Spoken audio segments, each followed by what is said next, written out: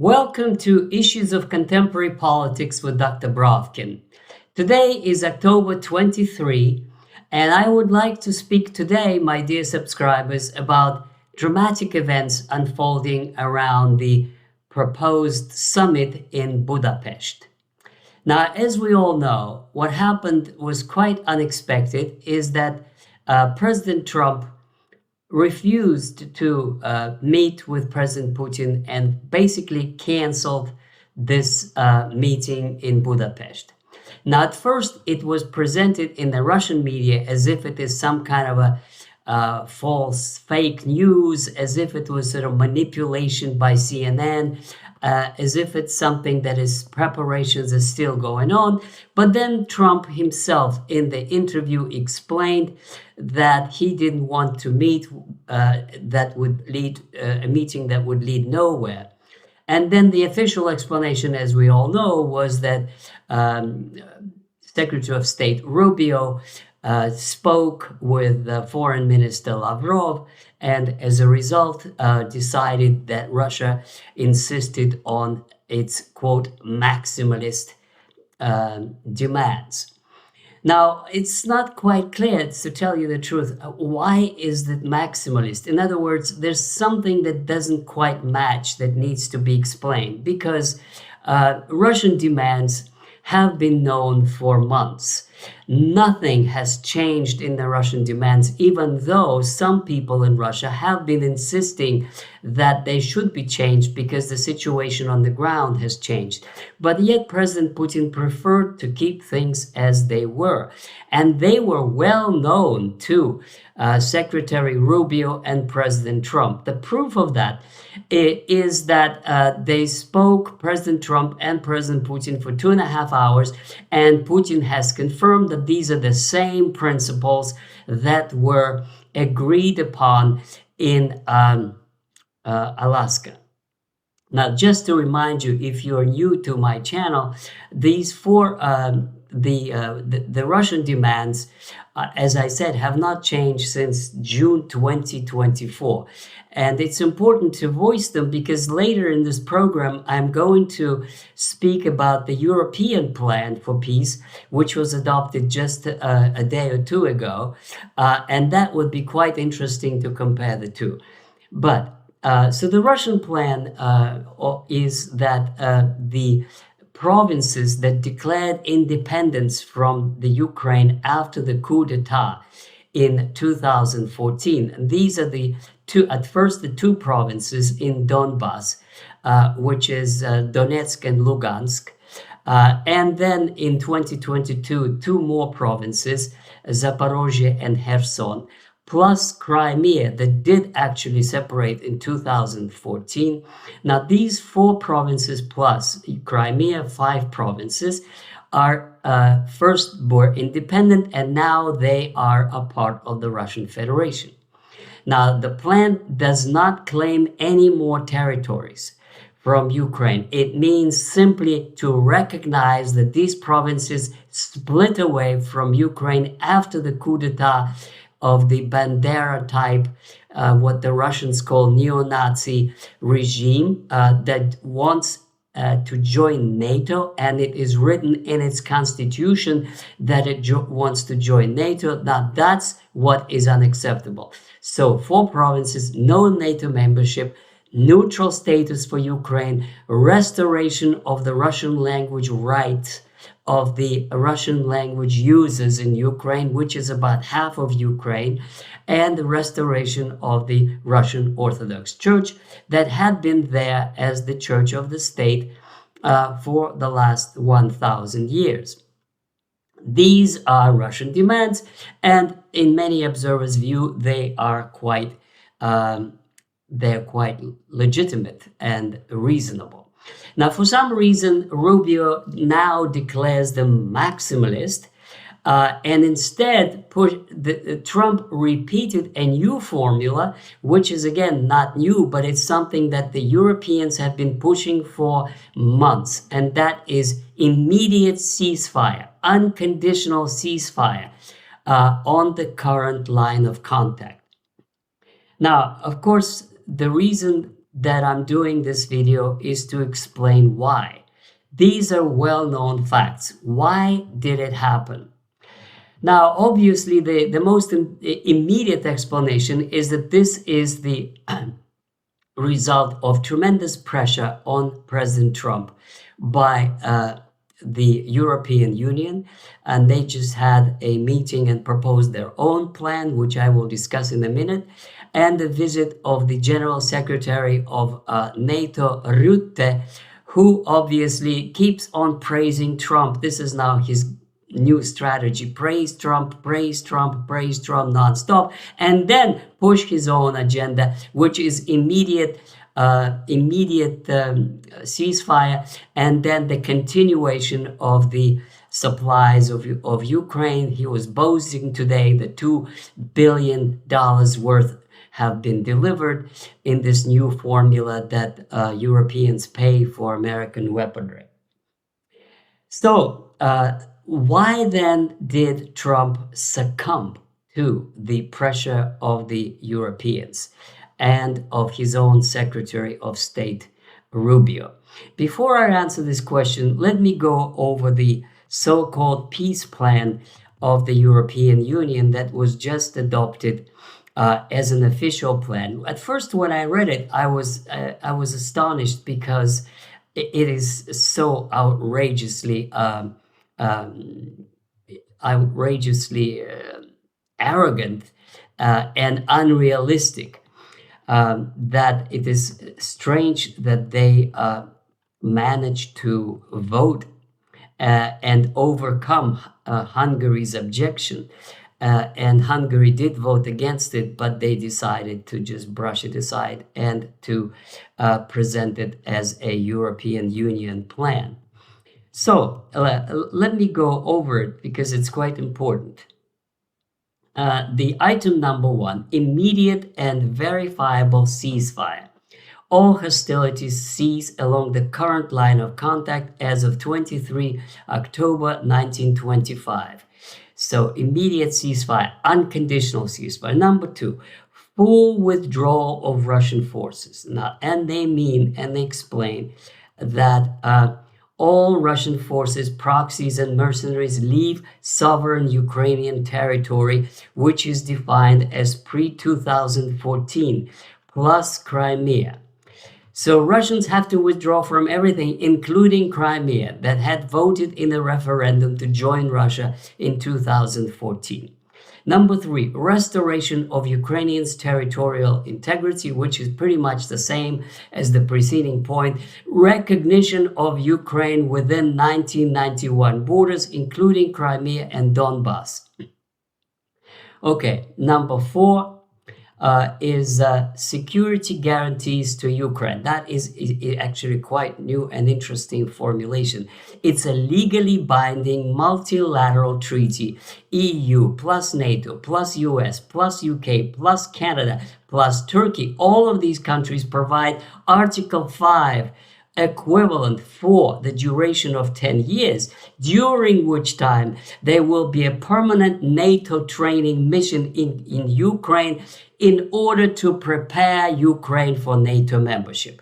So to put it in different terms, NATO-like guarantee of security by all these countries of the United States led NATO coalition, and after that 10 years, NATO membership for Ukraine. Number 5, demilitarization and denuclearization. Now, if the Russians want demilitarization of Ukraine so that it is neutral and not a threat to Russia, the Western powers want demilitarization and denuclearization of all of Ukraine. No Russian military presence and no nuclear weapons in the entire territory of sovereign Ukraine. This is point number 5. Point number 6, war crimes accountability. Now, after the war, if there are war crimes, it just seems to be fair to investigate it on both sides, because there's a lot of evidence of war crimes committed against civilians and against the mobilized soldiers in Ukraine. But no, it's only Russian war crimes that they're interested in. full cooperation of the ICC with Ukrainian tribunals, only with Ukrainian tribunals, not any Russian ones. And then the EU wants to fund and provide 500 million for evidence collection against Putin, Lukashenko, Shoigu, Gerasimov, not against anybody else. And this is, of course, even a pretense of impartiality is thrown out of the window. Now, interesting point number 7, reparations and reconstruction. So Russia is to pay 427 billion euros via frozen funds and future revenues. So they want to seize Russian assets and assign it as reparations to be given to Ukraine. Number 8, energy security and Black Sea access. Full restoration of Ukrainian grain exports. Russian Black Sea fleet moved to its pre-2022 basis. In other words, Black Sea of Ukraine will become a territory of NATO. Number 5, neutrality, specifically number 9, neutrality clause rejected. Ukraine retains sovereign right to pursue NATO and EU membership. Explicit rejection of Russian demand for permanent neutrality. EU plus fast-track NATO membership. So this is very, very important. Russia wants neutral Ukraine. The EU wants a NATO membership for Ukraine and specifically rejects a Russian claim of neutrality. Number 10, permanent trade and investment ban in strategic sectors, decoupling from Russia. So to rub it in, there's no commercial ties between Ukraine and Russia. Ukraine has to be a part of EU and EU only. And then in connections with that, they adopted 19 sanctions, so-called shadow fleet against LNG imports and secondary sanctions and so on.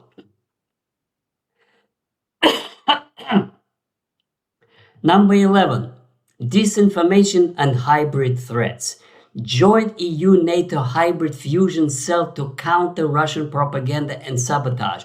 In other words, no freedom of speech, no freedom of the press.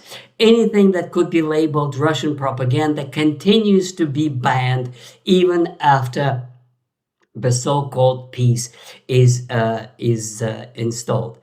And number 12, long-term European security architecture, which means that there'll be a new Helsinki II conference in 2027, and Russia invited only if 11 prior points are fulfilled. And since they are not going to be fulfilled, Russia is to be permanently expelled from any European architecture, security architecture. So this is the plan. Now, at first, I couldn't believe that this is serious, because this plan can only be considered if Russia is totally and completely lost the war.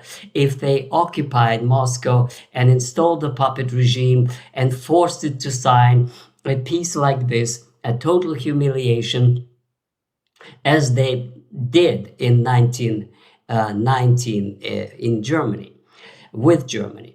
But since Russia is winning the war, and since Russia is definitely going to reject anything close resembling this kind of plan, the question is, why are they doing it? And the only obvious logical conclusion is they're doing it in order the war to continue. Now, why would they want the war to continue if the continuation of the war can only mean one thing? There will be more territories that Russia will occupy, and some voices are now explicitly saying that the only choice that Russia has is to actually finish off the Kiev regime and destroy whatever is left of the neo-Nazi Bandera regime run by President Zelensky. So why are they doing it? Do they not know what the situation on the ground is? Yes, they do. Do they not know that Pokrovsk and Kupiansk are being taken by Russia now, and there are only 2 cities in Donbass left that are not yet taken over? They do. Well, why do they talking as if they're winning this war? Well, they're doing is because, here is my answer, because they want to stay relevant. They needed to wreck this meeting in Budapest because they wanted to humiliate Orban and Hungary, who presented themselves as peacemakers. They are warmongers and they want to be seen as such, and they're here teaching Trump a lesson that they have their own people, they have influence in Washington, and they're not going to allow Trump to do whatever he wants.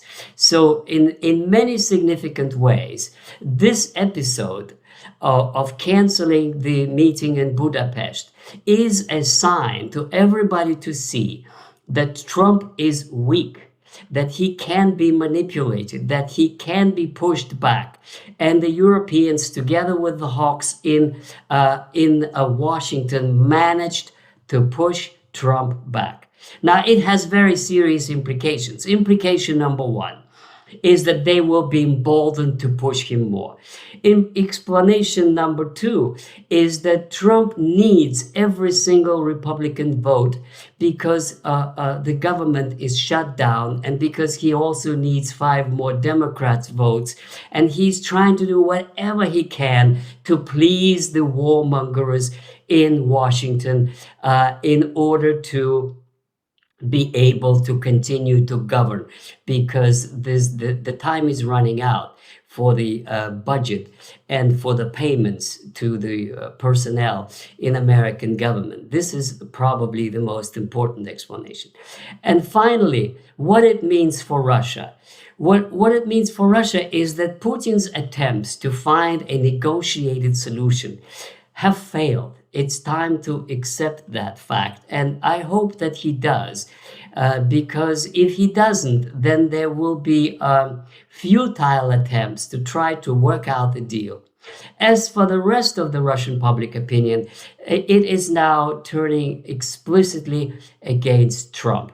The mood is now, well, we've tried diplomatic means, it didn't work. The only thing left to do now is to move on to Odessa, to Kharkov, and to Kiev.